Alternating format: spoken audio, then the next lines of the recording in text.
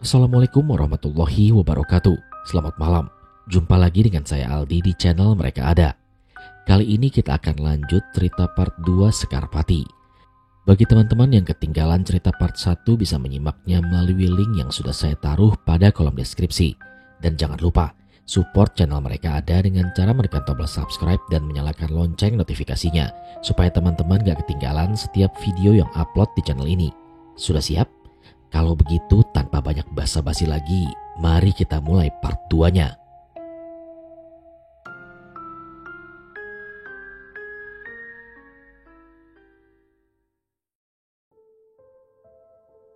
Suara tangis mengisi rumah di sebuah desa yang bernama Sumber Lawang, yang saat itu sudah pukul 7:30 malam. Tampak seorang pria tua baru saja meletakkan handphone di tangannya dengan lemas. Ia kemudian memeluk istrinya yang sedari tadi menguping pembicaraannya dengan seseorang di balik handphonenya. "Sekar, Bu," ucap pria itu menangis berlinang air mata.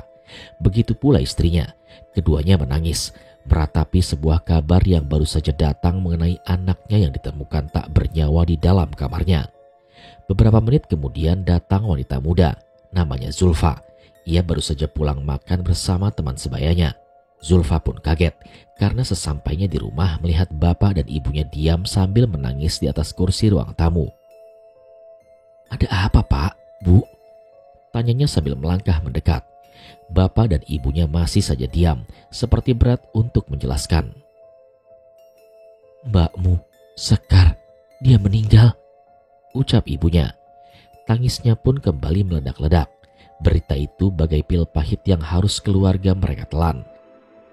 Malam itu Pak Darmani mengabarkan mengenai kabar duka ini kepada Pak Carik perangkat desa, yang kebetulan rumahnya hanya berjarak 2 rumah dari rumahnya. "Kalau begitu Pak Darmani segera ke rumah sakit saja untuk mengurus jenazah Sekar. Urusan di sini biar saya dan warga yang mengurusnya," ucap Pak Carik kepada Pak Darmani. Pak Carik kemudian menghubungi Pak Sabar adiknya untuk mengantarkan Pak Darmani dan keluarganya ke rumah sakit menggunakan mobil kepunyaannya. Singkatnya, dengan diantar Pak Sabar, Pak Darmani dengan istrinya dan anaknya bertolak menuju rumah sakit tempat Sekar diperiksa. Di sana mereka akan mendapatkan jawaban mengenai teka-teki kematian Sekar yang belum diketahui apa penyebabnya. "Mana anakku Sekar? Di mana dia?" tanya Pak Darmani pada beberapa warga kampung yang sudah berada di sana. Dia ditenangkan oleh Bu Wulandari yang tampak lebih tegar walau hatinya hancur. Sekarang bersama dengan warga yang lain mereka menunggu kabar pemeriksaan autopsi untuk mengetahui penyebab kematian Sekar. Setelah beberapa jam menunggu, seorang dokter memanggil, memecah keheningan orang-orang yang sedari tadi menunggu pemeriksaan Sekar. Pak Darmani, Bu Wulandari dan Pak RT sebagai perwakilan kampung pun masuk ke dalam sebuah ruangan.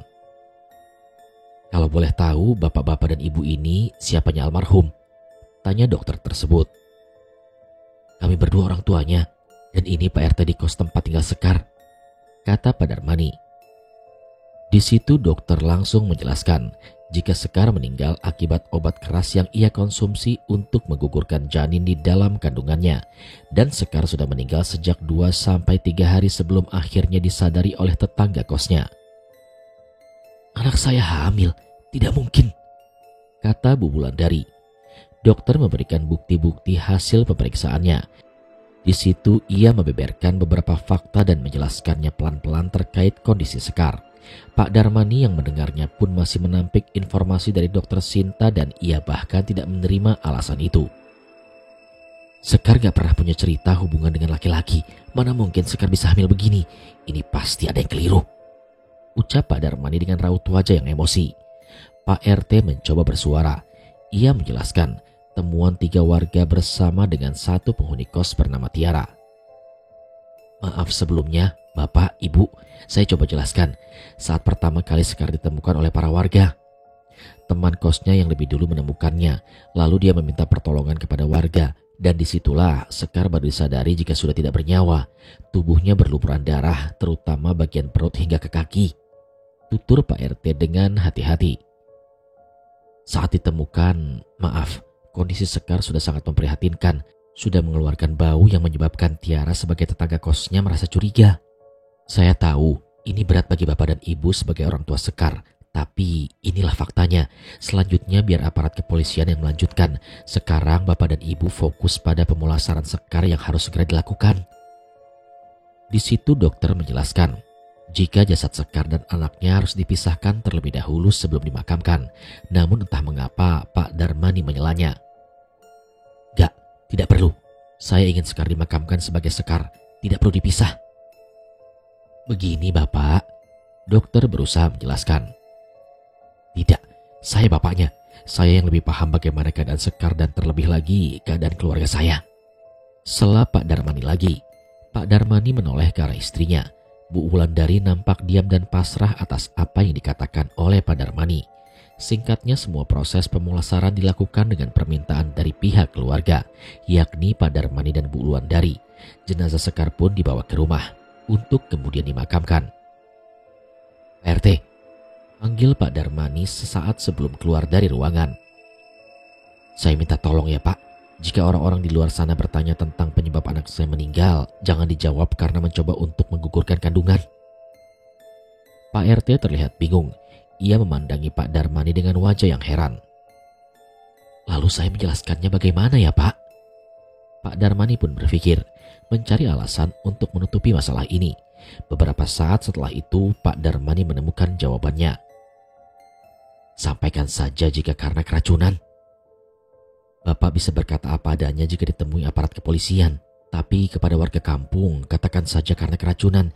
Saya sebagai bapaknya hanya berusaha menjaga nama baik anak saya di mata orang-orang, Pak.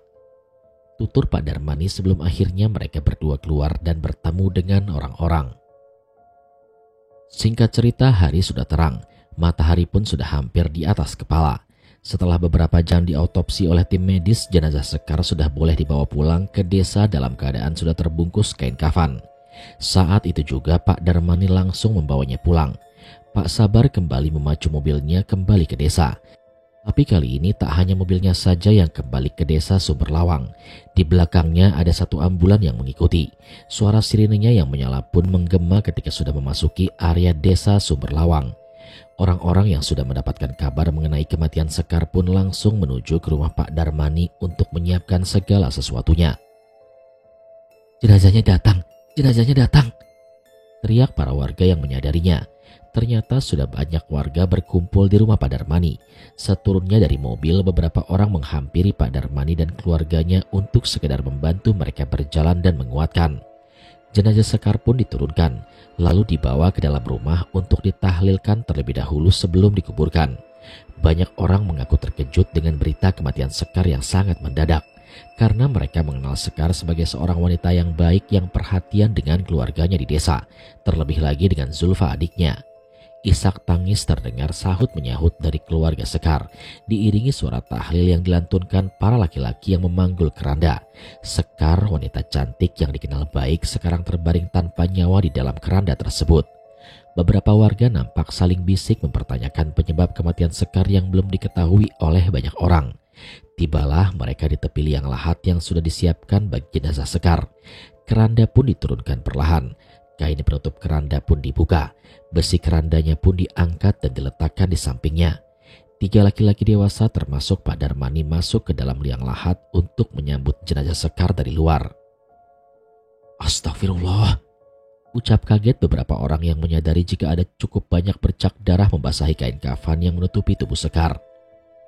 Sudah Pak, tolong segera diselesaikan prosesinya, suruh Ustadz Zulkar. 15 menit kemudian lubang liang lahat sudah berubah menjadi gundukan tanah. Para pengantar mulai melantunkan doa-doa kepada almarhumah Sekar. Isak tangis masih menghiasi wajah Bu Wulandari dan Zulfa. Hingga mayat Sekar terkubur oleh tanah, mereka bertiga masih tidak percaya jika hidup Sekar akan berakhir seperti ini. Setelah seluruh prosesi pemakaman Sekar selesai, warga berhamburan pulang. Tanpa mereka sadari, tragedi mengenaskan ini akan mengubah suasana desa yang semula baik-baik saja menjadi penuh teror yang akan menghantui mereka di hampir setiap malam. 2 hari berlalu, berita mengenai insiden kematian Sekar masih menjadi topik hangat di kalangan para warga, terutama di kampung tempat Sekar tinggal menjelang kematiannya, Kampung Kemuning. Kini kamar kos Sekar dibatasi oleh garis polisi demi alasan pemeriksaan selanjutnya. 2 hari ini kamarnya dibiarkan gelap. Bahkan masih terlihat beberapa lalat keluar masuk melalui celah ventilasi kamarnya. Sementara di rumah Pak Darmani masih rutin melakukan pengajian 7 harian. Kurang lebih jam 2 siang, Tiara sudah dalam perjalanan pulang dari kantor. Hari itu kebetulan semua pekerjaannya sudah selesai dengan cepat, dan ia pun meminta izin untuk pulang cepat karena badannya kurang sehat. "Hati-hati ya, Ra," ucap teman-temannya. Beberapa dari mereka khawatir dengan Tiara karena mengetahui berita kematian Sekar tetangga kosnya yang berada satu kos dengannya. "Pokoknya kabarin aku kalau terjadi apa-apa," imbuh salah satu temannya lagi. Tiara pun mengangguk seraya mengangkat jempol tangannya ke arah mereka. "Oke, thanks ya," balasnya. Sesampainya di kos, Tiara melihat kamar Sekar yang dibatasi oleh garis polisi. Sudah 3 hari ini ia melihat pemandangan ini di dalam kosnya. Masih tergambar dengan jelas saat dirinya menemukan Sekar tergeletak tak bernyawa di dalam kamarnya dengan berlumuran darah dan dikerubungi lalat-lalat hijau. Tiara diam sejenak di atas motornya. Ada rasa mengganjal setiap kali ia sampai di kos dan menatap suasana kamar Sekar. "Astagfirullah." Tiara beristighfar. Dia berusaha mengatur perasaannya agar tenang dan seolah tak terjadi peristiwa apa-apa di kosannya.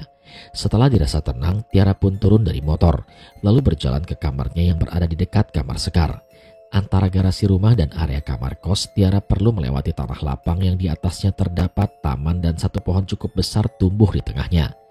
Orang-orang kos biasanya menggunakannya untuk bersantai sambil menikmati udara pagi atau saat sore hari.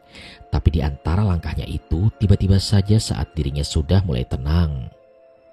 "Tolong aku, Tiara." Terdengar suara bisikan misterius di telinga kiri Tiara.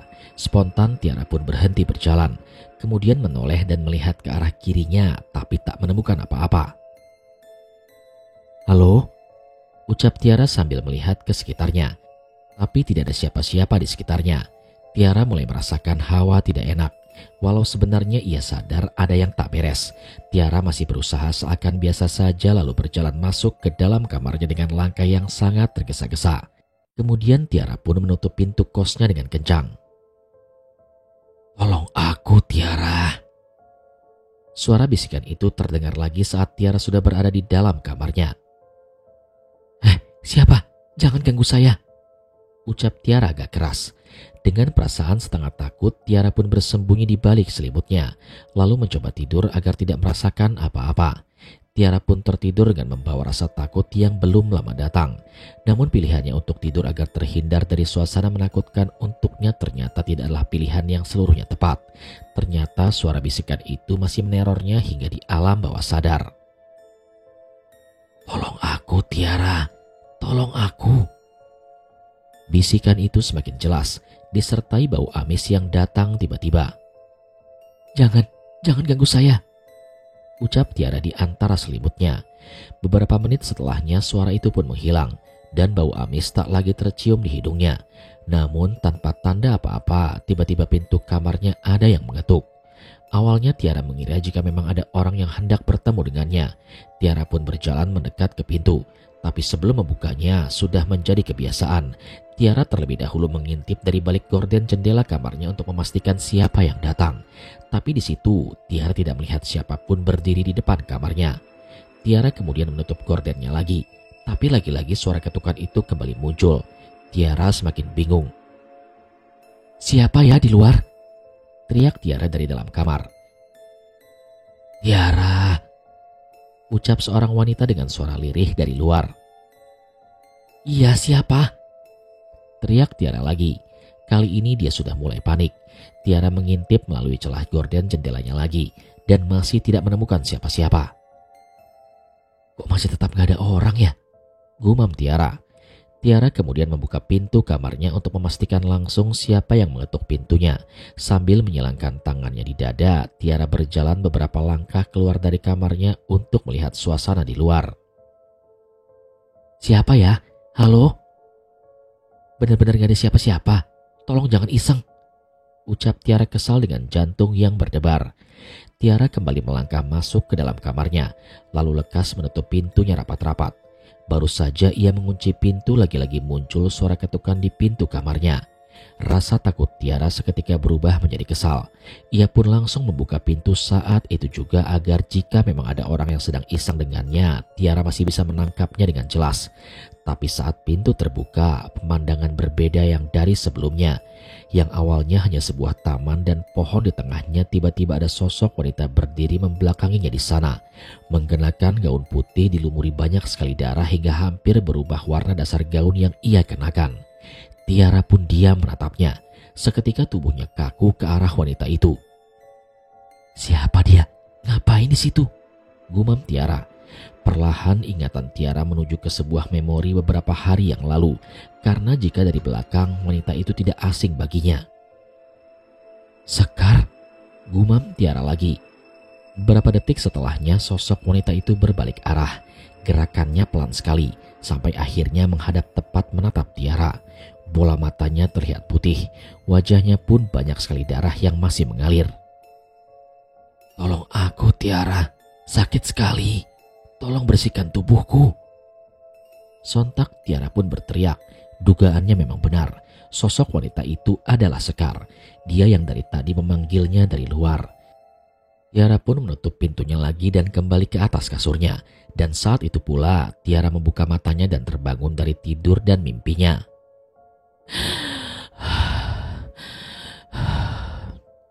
Terdengar suara nafas terengah-engah dari Tiara setelah mimpi buruknya. "Untunglah hanya mimpi, yang barusan hanya mimpi buruk," gumam Tiara. Tiara pun bangkit dan mengambil satu gelas air putih untuk diminum agar dirinya sedikit tenang. Matanya pun melirik jam di kamarnya. Ternyata sebentar lagi masuk waktu maghrib. Di luar angin bertiup dengan kencang. Tiara yang di dalam kamar pun sampai mendengarnya. Entah mengapa, Tiara ingin keluar kamar untuk melihat suasana di luar. Tiara berjalan ke arah luar dan melihat suasana di sana. Ternyata cuaca sedikit mendung. "Pantas aja anginnya besar," pikir Tiara. Tiara hendak berbalik arah, tapi pandangannya tersita oleh wanita yang sepertinya ia pikir belum lama ia lihat. Tiara mengernyitkan dahinya menatap tajam ke arahnya. "Mbak, siapa ya?" teriak Tiara. Wanita itu menoleh, dan ternyata dia adalah Sekar yang datang di dalam mimpinya barusan. Tiara pun berteriak. Jantungnya serasa akan copot karena melihat wanita yang baru beberapa hari lalu mati dengan cara yang sangat mengenaskan. "Ya Allah!" Tiara berteriak. Ia meringkuk masuk dan bersembunyi lagi di balik selimutnya. "Tolong aku, Tiara. Banyak darah di tubuhku. Tolong bersihkan tubuhku, Tiara." Suara itu masih terus terdengar di dalam kamar hingga akhirnya hilang bersamaan dengan azan maghrib yang berkumandang. "Ibu berencana mengadakan pengajian bapak-bapak di kos-kosan. Hal ini guna mendoakan almarhumah Sekar agar tenang dan diberikan tempat terbaik di sisinya," tulis Bu Turi di dalam pesan singkat pada grup penghuni kosnya. "Kapan, Bu? Kapan, Bu Turi?" Para penghuni grup bersahutan merespon pemberitahuan yang diberikan oleh Bu Turi. "Besok setelah Isya. Yang besok tidak ada acara, bantu ibu mempersiapkan dan datang saat pengajian ya. Kita sama-sama mendoakan Sekar," tulis Bu Turi lagi. Tiara yang membaca pesan itu pun menyambut baik. Bukan tanpa sebab, tapi agar kejadian yang menimpanya kemarin tidak kembali terjadi. Besoknya setelah banyak penghuni kos pulang dari aktivitas kerja atau kuliah, beberapa dari mereka menyusul Bu Turi yang sedang sibuk di depan rumah. Sesuai rencana yang disampaikan sebelumnya, malam nanti di sini akan dilakukan pengajian untuk mendoakan almarhumah Sekar. Malamnya laki-laki paruh baya berpeci putih datang terlebih dahulu dan dihampiri oleh Bu Turi dan suaminya, Pak Suharjo di depan rumah. Dia adalah Pak Basori. Orang-orang kampung biasanya mengundangnya untuk acara pengajian atau tahlilan untuk memimpin doa. "Pak Basori, kami minta bantuannya ya untuk memimpin pengajian di rumah kos kami," tutur Pak Suharjo sambil tersenyum. "Harapannya semoga setelah pengajian ini kami dan penghuni kos yang lain bisa mengantarkan doa ke Sekar dan penghuni kos juga tenang saat di sini tanpa ada rasa takut," imbuh Bu Turi yang ternyata mengundang respon dari Pak Basori. "Memangnya setelah peristiwa kemarin ada kejadian apa, Bu?" tanya Pak Basori. Gak ada kejadian apa-apa, Pak. Saya hanya khawatir saja dengan anak-anak kosan saya. Khawatir jika kejadian kemarin mereka menjadi takut," jawab Bu Turi. Beberapa menit setelahnya satu persatu bapak-bapak kampung datang lalu mengisi ruangan yang sudah tergelar karpet di atas lantainya. Para penghuni kos Bu Turi yang laki-laki pun turut datang sesuai permintaan Bu Turi. Mereka semua duduk untuk melakukan pengajian untuk Sekar. Yang perempuan ikut dari belakang saja dengan ibu ya, ajak Bu Turi pada penghuni kosnya yang perempuan, termasuk Tiara. Langsung saja dimulai Pak, biar selesainya gak terlalu malam, ucap Pak Suharjo kepada Pak Basori. Pak Basori memulainya. Sambil menggenggam mikrofon di tangannya, ia pun mulai melantunkan doa-doa yang diikuti oleh jamaah yang lain. Suasana yang semula hening pun berubah menjadi ramai. Rumah Bu Turi penuh dengan lantunan ayat-ayat suci yang dibacakan dengan sangat khusyuk. Namun pengajian yang diharapkan Bu Turi dan Pak Suharjo akan lancar perlahan berubah menjadi berbeda. Semuanya bermula dari sini. Karso, dia adalah salah satu warga kampung yang datang. Dia duduk tepat di pintu rumah Bu Turi dan tepat di sebelahnya ada Juki dan Panji. Mereka berdua adalah penghuni kos milik Bu Turi. Tipis-tipis Karso mencium bau amis yang masih sama saat ia melihat mayat Sekar dievakuasi. Sesekali ia menutup hidungnya karena tak tahan dengan bau amis itu. "Kenapa Mas?" tanya Juki yang merasa curiga karena gerak-gerik Karso yang sedari tadi tidak bisa diam. "Bau amis Mas," bisik Karso. Panji yang berada di dekatnya pun juga tak sengaja mendengar bisikan Karso kepada Panji. Karso kemudian menoleh ke arah Panji. Mereka saling bertatapan. Panji mengangguk-ngangguk seraya menutupi lubang hidungnya seolah mengisyaratkan kalau dia juga merasakan hal yang sama. "Saya kesini hanya mau doa, jangan ganggu saya," ucap Karso dalam hati sambil melihat keluar rumah. Tidak sampai di situ. Kali ini suara tangisan terdengar dari luar rumah yang sepertinya mengarah ke tempat kamar Sekar. Beberapa orang yang menyadarinya pun tampak terkejut dan sontak melihat ke segala arah. Pak Sobari melihat gelagat orang-orang. Dia seolah mengerti apa yang sedang terjadi. "Bapak-bapak, mari fokus dan teruskan lanjutkan pengajiannya," ucap Pak Basori. Beberapa warga yang menyadarinya pun hanya meresponnya dengan tersenyum, namun sambil menahan rasa takut yang pelan-pelan hadir di antara mereka. Mereka tampak menunjukkan gelagat tak nyaman. Suara tangisan dan bau amis masih saja terus ada, beriringan dengan suara lantunan doa yang sedang dibacakan. Beberapa menit berselang, tidak hanya orang-orang tertentu yang merasakan gangguan itu.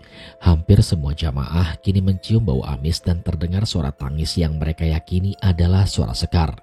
Di sela-sela itu tampak Bu Turi dan Tiara keluar dari pintu yang lain, lalu memperhatikan suasana di luar rumah sambil menutupi dua lubang hidungnya. "Tiara, kamu mencium juga kan?" tanya Bu Turi.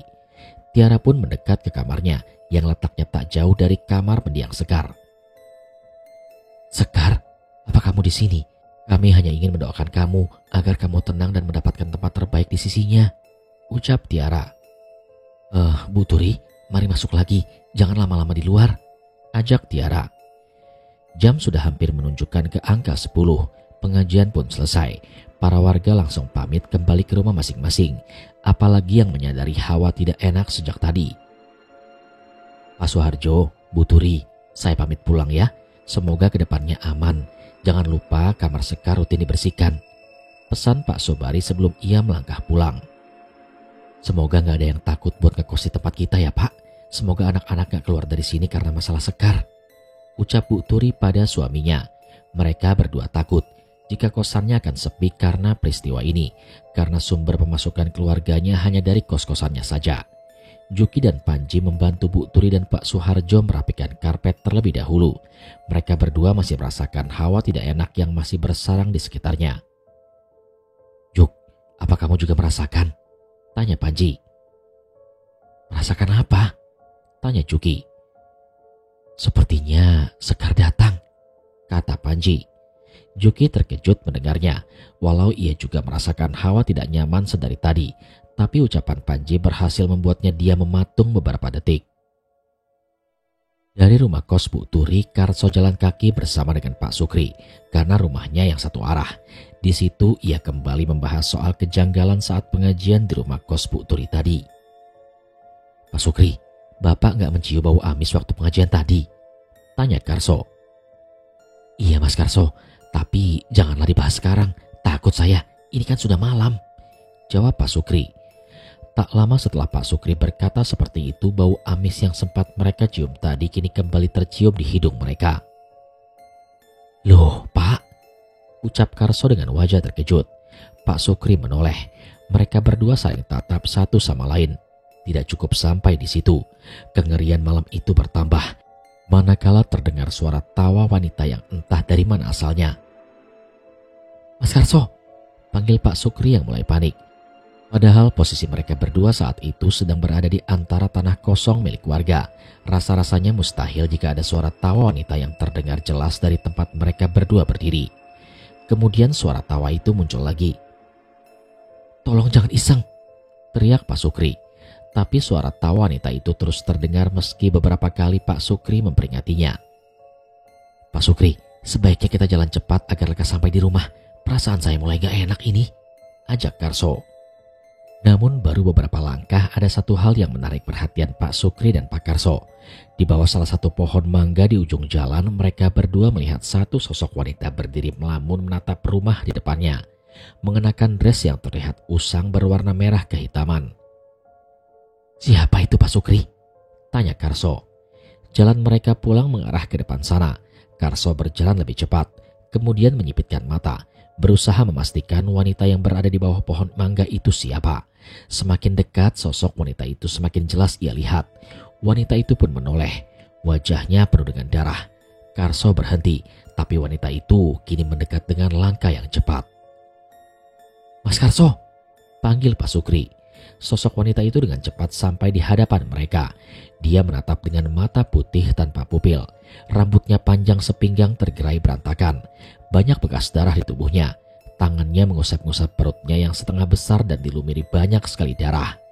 Pak Sukri dan Pak Karso berniat lari, tapi tubuh mereka berdua mematung, seolah ada yang menahan tubuh mereka agar tak dapat digerakkan. Pak Sukri melihat sosok wanita itu. Ia merasa tidak asing dengan melihat wajahnya. Wajahnya mirip sekali dengan wajah wanita yang belum lama ia temukan terkapar tak bernyawa di dalam sebuah kamar. "Sekar," ucap Pak Sukri. Kakinya kini bisa digerakkan lagi. Ia kemudian berbalik arah, lari tunggang langgang menjauh dan mencari jalan yang lain, sedangkan Karso mengejarnya dari belakang. "Pak Sukri, tunggu saya," panggil Karso.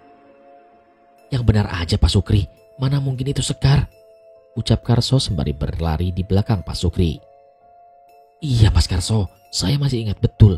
Saya yang memastikan dia sudah meninggal waktu itu," kata Pak Sukri. Mereka berdua memutar mencari jalan lain untuk kembali ke rumah mereka masing-masing. Beruntung sosok yang diyakini sebagai arwah Sekar itu tidak mengejar mereka berdua hingga ke rumah. "Ada apa toh Pak? Kok seperti habis dikejar setan?" tanya istri Pak Sukri saat melihat suaminya pulang dengan berlari dengan wajah yang panik. "Loh iya Bu, emang Bapak habis dikejar setan?" jawab Pak Sukri. "Setan?" tanya istrinya dengan terkejut. "Iya Bu, setannya Sekar. Bapak sama Karso ketemu di pinggir jalan pulang tadi Bu," kata Pak Sukri dengan nafasnya yang terengah-engah karena berlari cukup jauh.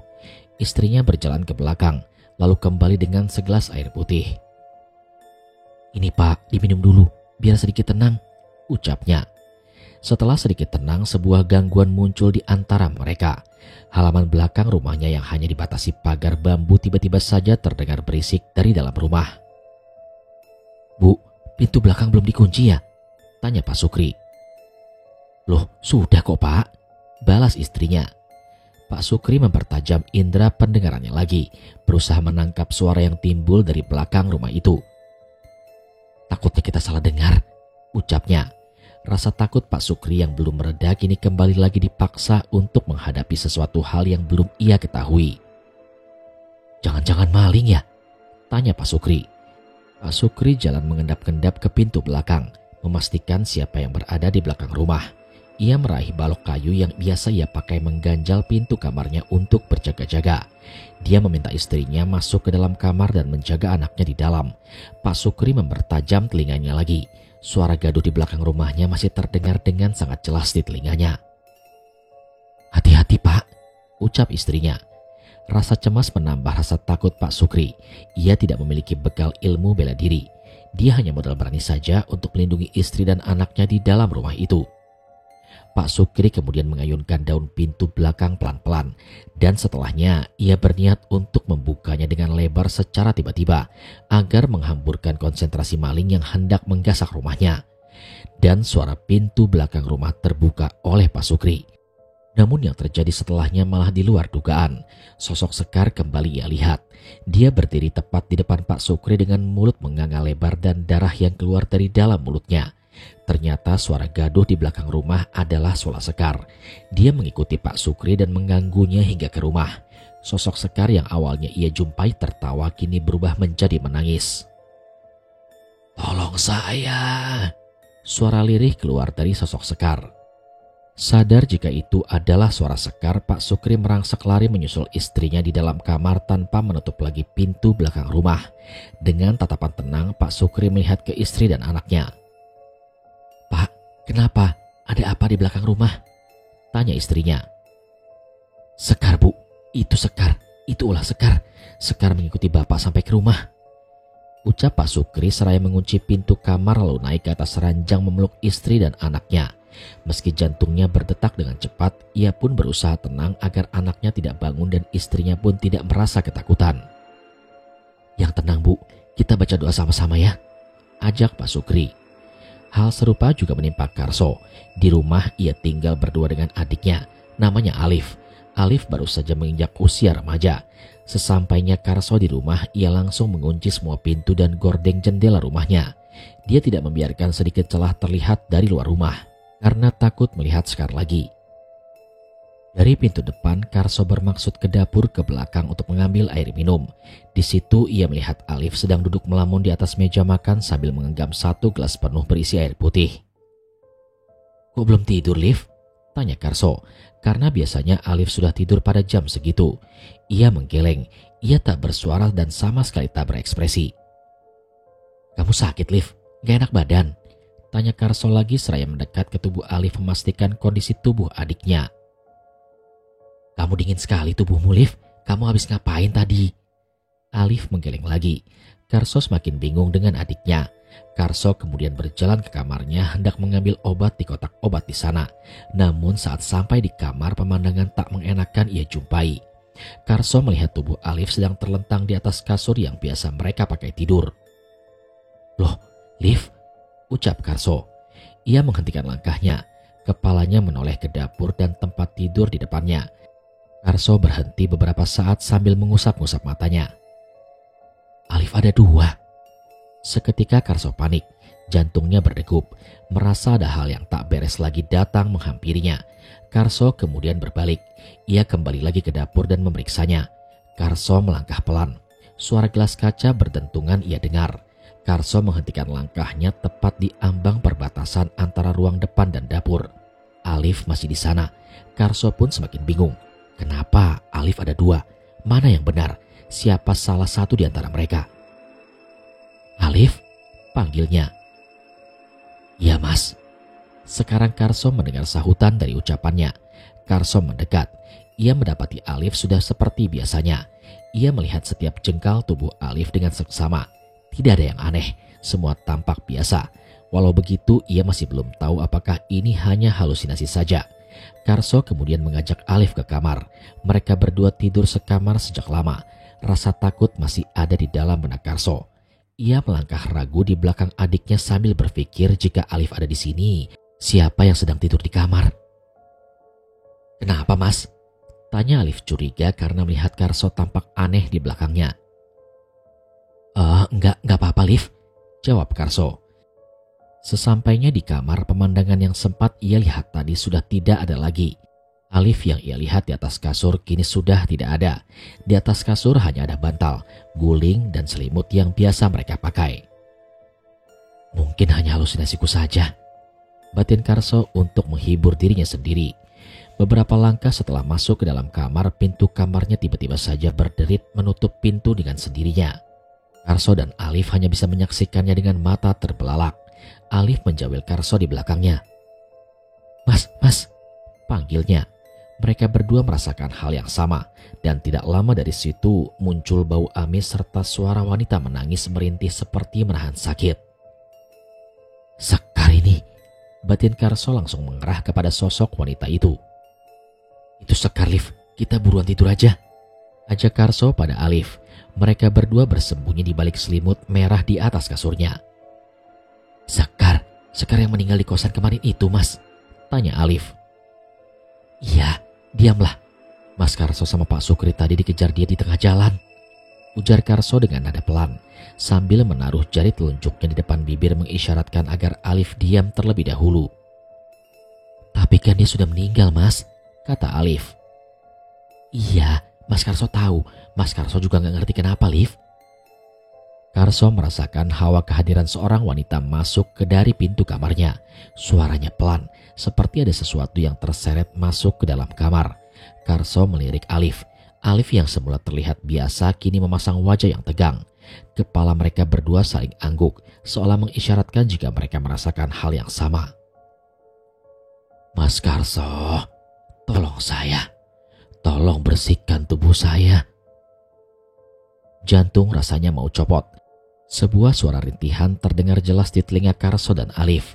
Karso yang sudah teramat takut hanya bisa merapalkan doa dan ayat-ayat yang mereka bisa. Karso kemudian menggerakkan jari tangannya mengisyaratkan kepada Alif agar melakukan hal yang serupa. Beberapa menit berlalu, suara tangisan itu masih terdengar dengan jelas. Karso dan Alif masih bertahan di tengah suasana yang sangat mencekam itu. Mereka berdua sudah basah dengan keringat di balik selimutnya. Badannya pun terus gemetar ketakutan. Ingin mereka lari namun takut jika Sekar menyambut mereka di pintu kamar. Sungguh malang nasib kakak adik itu. Harus merasakan teror dari arwah Sekar yang gentayangan. Entah sampai berapa lama, suara itu pun perlahan menghilang. Udah, Liv, udah gak ada, terang Karso. Karso dan Alif mulai bisa bernapas dengan lega. Tubuh mereka berdua pun terasa lemas setelah teror malam itu. Sejak kejadian itu, Pak Sukri dan Karso menceritakannya ke setiap warga yang ia temui. Berita mengenai arwah Sekar yang gentayangan cepat menyebar dari mulut ke mulut di kampung. Banyak di antara mereka yang tidak percaya, namun banyak juga yang mempercayai jika itu benar adanya karena Sekar ditemukan meninggal tidak wajar. Keesokan paginya matahari bersinar begitu terik. Masyarakat kampung sudah melakukan aktivitasnya masing-masing, tak terkecuali para ibu-ibu rumah tangga yang hanya sekedar belanja di tukang sayur keliling yang biasa lewat di gang-gang rumah.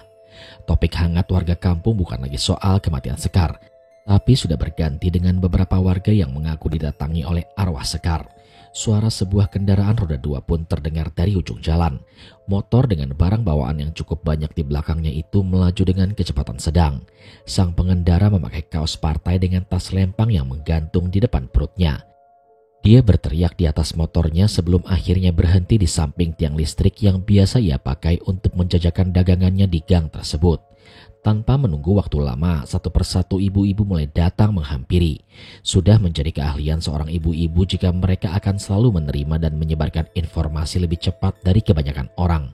Skill bercerita mereka seolah tak ada tandingannya apabila sudah berkumpul dengan sesamanya.